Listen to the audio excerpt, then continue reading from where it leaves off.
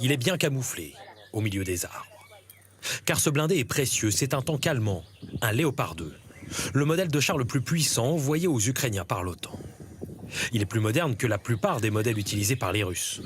Son canon de 120 mm notamment les surpasse en précision. Là, regarde, il y a un levier.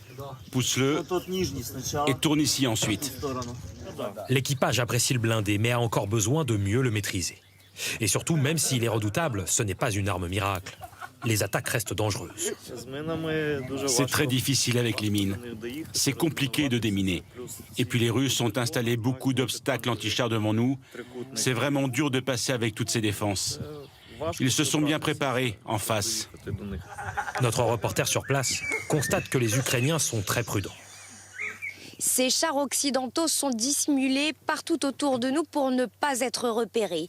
Lorsqu'ils sortent pour aller sur le champ de bataille, l'opération doit être rapide et malgré ces précautions, certains d'entre eux ont déjà été perdus ces derniers jours dans les combats. Voilà l'image du premier Léopard 2 détruit, qui explose touché lors d'une attaque. Ici, ces soldats russes filment un véhicule de reconnaissance français, un AMX-10 RC abandonné par les Ukrainiens. Ils ont même retrouvé le manuel. Les Français, vous êtes des animaux. Regardez votre blindé. Vous dites que la France est une puissance, c'est ça?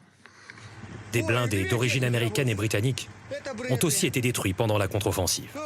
Si le matériel occidental est en général plus performant, il n'est pas invulnérable.